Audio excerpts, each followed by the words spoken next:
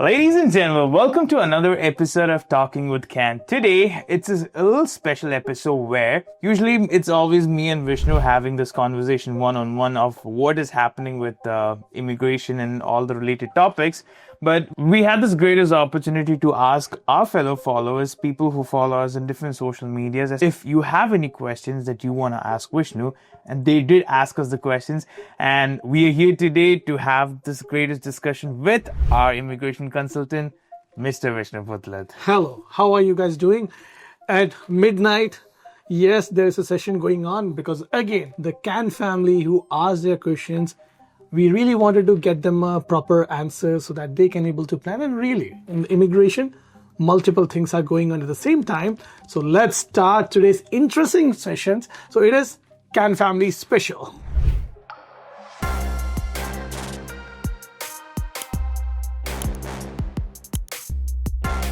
So let's go one by one, Vishnu. The whole conversation for today's Talking with Can is about PNPs. Most awaited. A lot of people have asked a lot of questions about PNPs. I know PNP is a very broad topic to talk about, but can we start with what exactly is PNP? Okay. PNP stands for the Provincial Nominee Program. So for example, if you're talking about the Ontario PNP, it's a PNP which is in Ontario, and the official name is OINP, Ontario Immigration Nomination Program. So that's how it goes. So for every province, it has its own kind of a particular streams, particular sectors, and it has own eligibility. So there are wide varieties of the PNPs.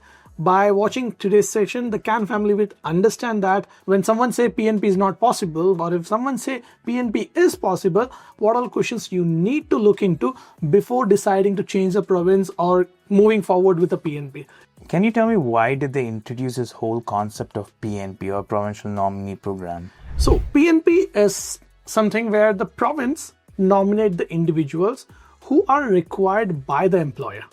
When PR is not possible through federal programs, like for example, Express Entry, then the particular individual can able to take a route through a provincial nominee program, where in the provincial nominee, there are different kind of streams are there. If employer is supportive, then the employer can able to help to get a nomination from the province. And if you get a nomination from the province, if it is through Express Entry, then you are getting 600 points. But if it is a non-Express Entry, then it is a direct pathway where we can submit an application. Yes, the processing time is little here and there, but it will land up into a PR, and it's one of the most shortcut way when the Express Entry or the person who came after 12th is finding difficult to meet the CRS point. PNP plays the role to get the PR. What is the biggest benefit of someone being eligible for PNP? There is no points for age. Okay. There is no points, or I would say less points for the education part. It's more depending upon which sector the person is working, what is the wage, what is the highest qualification, what the person studied in Canada. And there are specific PNP streams are there, which is more about the employer support or in demand, or it would be depending upon the master's or PhD stream. The classic benefit of the PNP is those individuals who came after high school, those individuals who have the age of more than 30, 40, or those individuals who do not get qualified into any of the Express Entry based PNP. They are the one who should look for the PNP, because PNP literally able to make the PR in the most easiest way. But there is one little secret, which I'm going to disclose because I know for a fact there is one question which we'll be asking about that. I'm going to disclose it there. So keep watching the video till end. If you reach till here, don't forget to like and subscribe our channel. Do share this video with one of your friends. I know before even, I think by the time this video is getting even uploaded, you have explained the whole OINP video one by one.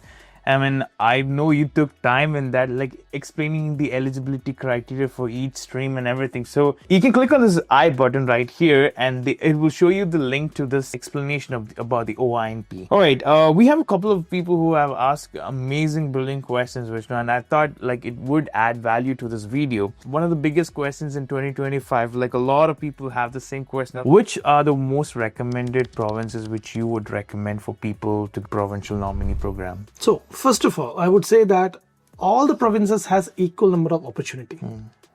The condition applies if you have a good employer. That means if a student studied in Kitchener, if the person get a good employer who is supportive for PNP, even in Kitchener, the PR is possible through PNP. Okay.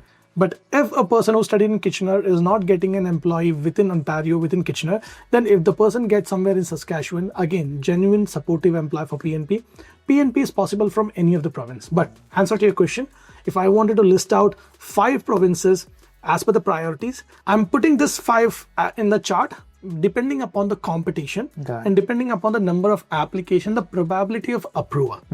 Yukon is one of the province which is on my first priority because again, less competition, less people there, more opportunities. Second one, definitely Ontario. Because now in Ontario, the in-demand stream, master's stream, PhD stream, international student stream easily can be qualified by any international student who studied from a reputed college. So third one is Saskatchewan. It has the largest number of streams in all over Canada. So which means number of streams are more vacancies, more opportunities. But one of the thing about Saskatchewan is if you studied there, if you have relative there, or if you have a job opportunity from there in a good job, high paid job, you get more priority compared to someone who's recently moved. Same like any other province. Got it. The last 2 provinces, definitely I would recommend Alberta and Atlantic provinces as a last. Okay. Right now, I'm putting all the Atlantic provinces at last because of one reason, and that is limited number of applications. It was last few years, couple of years specifically, if you're looking into, there was a huge migration happened from BC, Alberta, and Ontario to specifically to the Atlantic provinces, and that make the competition very high in the Atlantic provinces. But if someone asks me which is best, AIP or PNP, I would say AIP is best. Okay. Because it's like straightforward, 1 year of experience, you have a good job other than the food industry or the service industry, And the you get a probability priority of getting it. and probability is very straightforward, whereas PNP has a less probability because no one can predict, and again it's a very long process, especially in Nova Scotia. I have seen application which is submitted like around 8-9 months back and still the person is waiting for the expression of interest. Wow. So once again, it's unpredictable and it depends upon the mood of the province. A pro tip for you, if you are the one who is specifically looking for PNP, then you should have a plan B. Never depend upon the PNP as the only option because it can change anytime, it can stop anytime, it can have an alteration anytime. Vishnu, I've heard this concept about, I know it's a reality because I'm in Ontario, it makes sense. Like, I've heard that if your firm is inside of GTA, if it's outside of GTA, it makes a big difference in your application. Is it applicable for every other provinces? Like, does every other province have a GTA, or is it just for Ontario? So in Ontario, when we are talking about GTA is a metropolitan city, developed city. So most of the people wanted to settle there. Now the provincial government, what they wanted is people started to distribute. So that's why now there is a PNP, there is RCIP, Francophone community, because the provincial government decide that which all communities need to have a growth in population, in economy, because already the metropolitan city might be developed.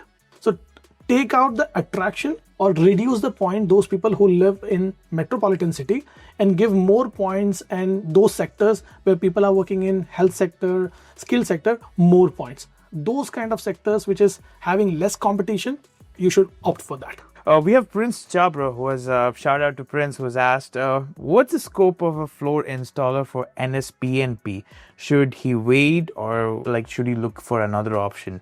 One more thing, Vishnu, before we do continue, you might have to leave NSPNP for people to guess what it is. A lot of people don't know the abbreviation, so maybe you can make it interesting by asking them what is the full form of. Okay, let's see how many of you know that without looking into others' comment that what is NSPNP stands for. Going back to the question. Now, whenever you're looking into NSPNP, the first question which I would like to ask is, okay, do you have an employer? Second, which stream you're looking into? And third, is your employer really qualified to support for any of the PNP? Because now, if you are looking into just a knock code base where the person is working under the skilled trade and looking for the PNP, he may get qualified into the federal skilled trade worker stream. He may not even need to depend upon the province. He just need to complete 1 year continuous experience. Even the minimum wage is good. 1 year continuous experience, an express entry point last year, 3 to 4 draw happened, which is between 400 to 435. So if Prince is one of them whose score is around that point, have a 1 year of continuous work experience, he don't even need to stick with the Nova Scotia. Any of the place he can go, he can work and get a PR. But specifically if Prince is asking that, okay, whether I am qualified for non-express entry based PNP, then You need to give me an answer on that, which stream you're looking into, and whether your employer is qualified or someone already did a PNP, because that now melt down to one of the answer that whether it is a good idea to stick on with the same employer or the province. That was good, but now, Vishnu, I have a question. When you look from a perspective from all the provinces, which kind of job makes it easier for them to be eligible for the Provincial Nominee Program? Let me take you a little bit back, because now immigration is changing. Specifically after mid of 2024, a lot of things are changed. If the same question someone asked me in 2023, 2024 starting, I would have said that you can work anywhere. There's no segregation between that which sector you want to work. But in 2025 specifically, if you notice that even if you take Express Entry, you take PNP, you take RCIP, you take AIP, any sort of it, that is not too favorable with the food industry, service industry. But if you're looking into what gets you the highest point or highest eligibility to get a PR, I would say same thing like a category-based Express Entry job. Okay. Healthcare, education sector, skilled trade, then francophone, and the most important thing, transportation. But what do you think is one of the most overlooked job? Like, I know for a season there was PSW. Yeah. I think the season is still right now. Even now, everyone, I think one of the main questions I could ask right now is Yadu Krishnan AR, who has asked like PSW in New Brunswick. Is it a good option for PNP, and what are the possible options? So is there any other job that is upcoming into the most favorable jobs for PNPs? Transportation, I would say. Trucking, transportation, logistic.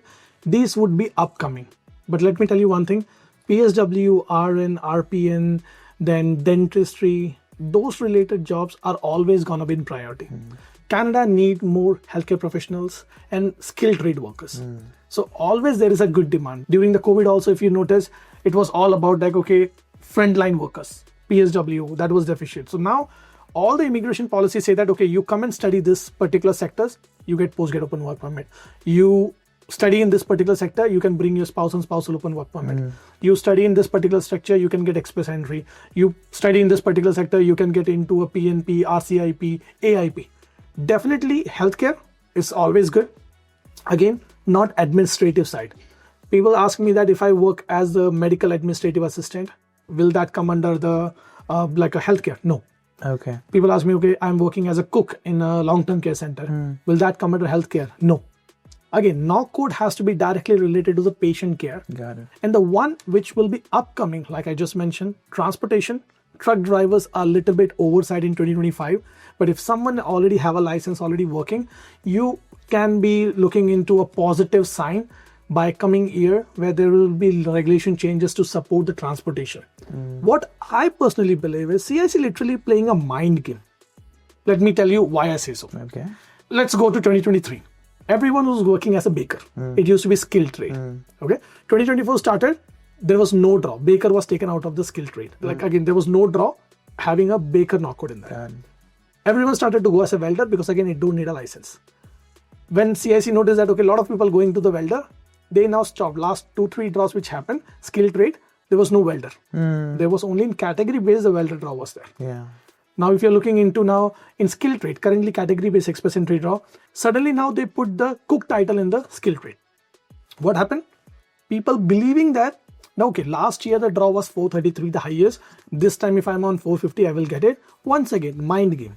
That now the number of applicants which is included in trade, if there is a demand, there is a lot of application going in, can families stay away from them? You should plan your PR where people are not too much focusing on it. So if someone asks me that, okay, what kind of certification is good at this point, I would say early childhood care education, trucking, welding.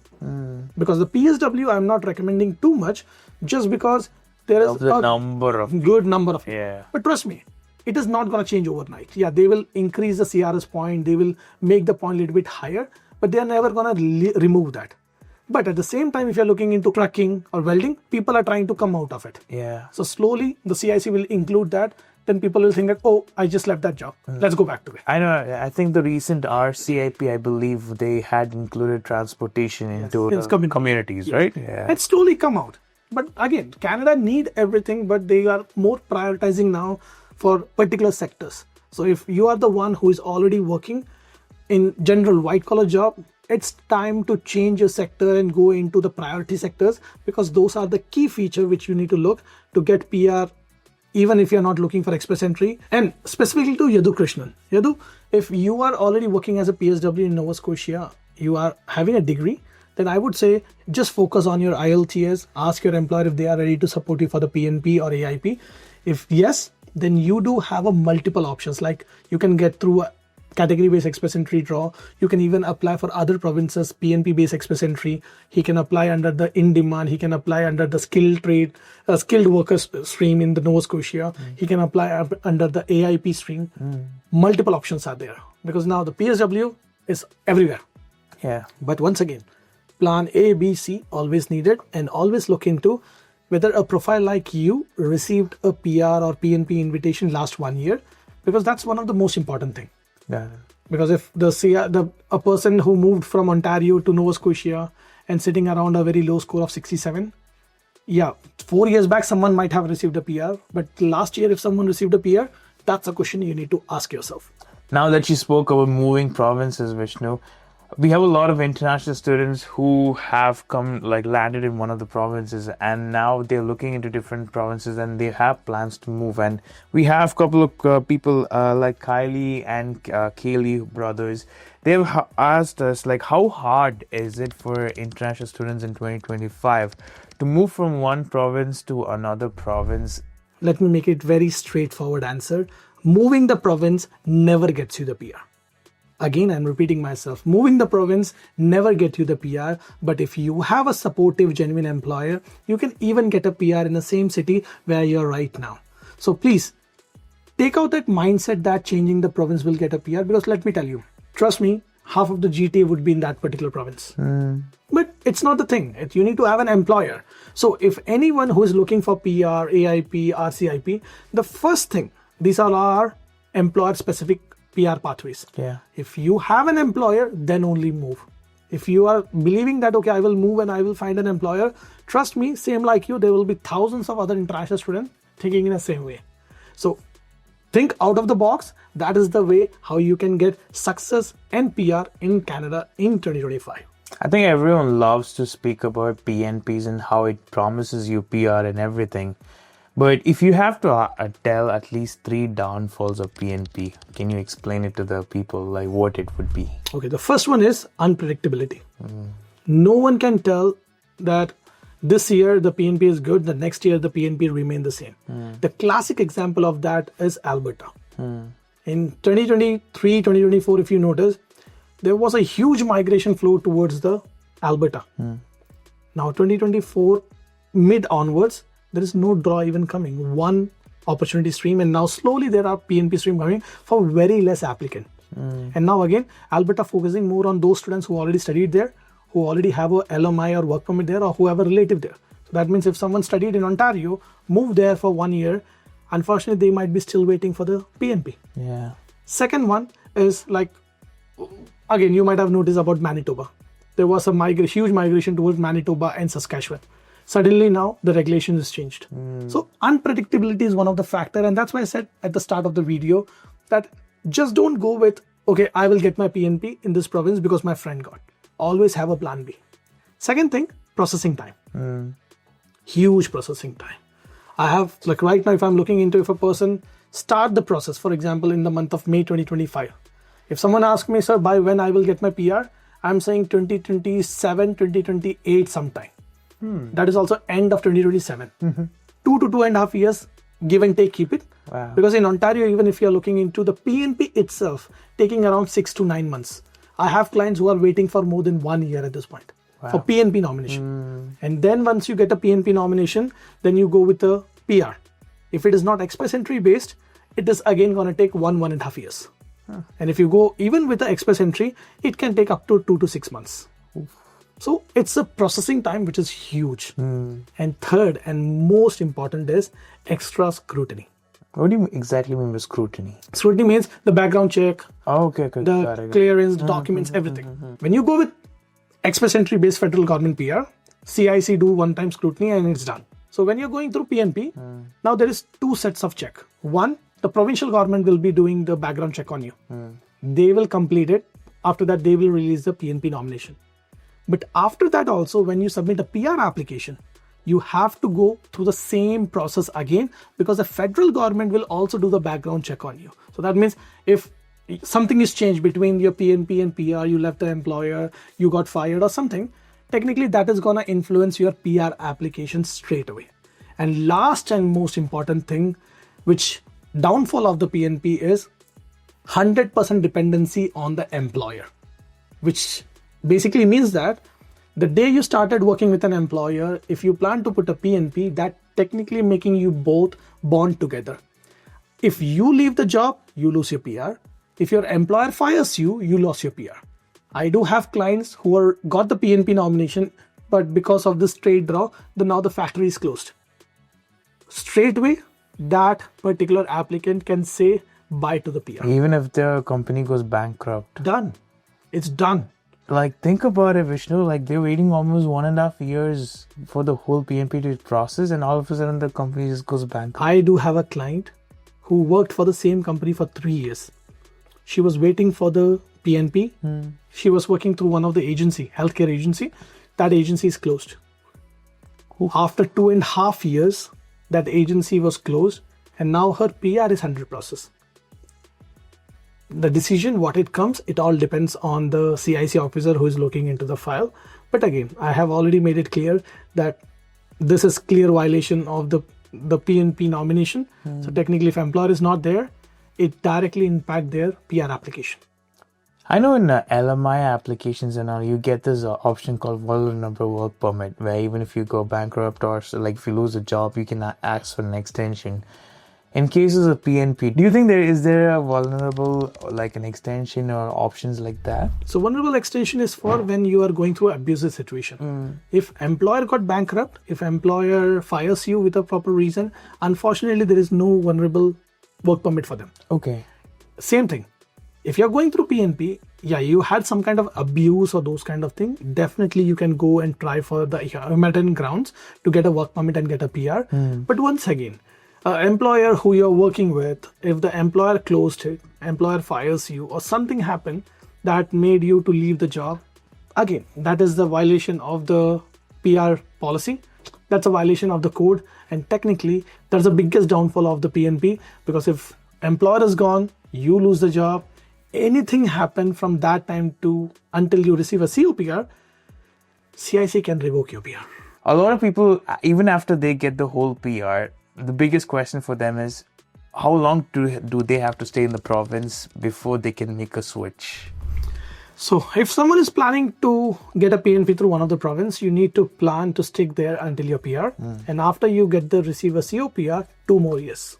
2 more years. So in short, if you're planning to move to Nova Scotia to get a PNP through Nova Scotia PNP, then you should plan to at least 4 to 5 years, because it will take 1 year to gain an experience, 2 years to get the PR, and then 2 more years to complete the commitment period in the particular province before the person switched the province. And what if there's any sort of like an emergency? I've heard cases where, I think we had a call of a Canadian citizen.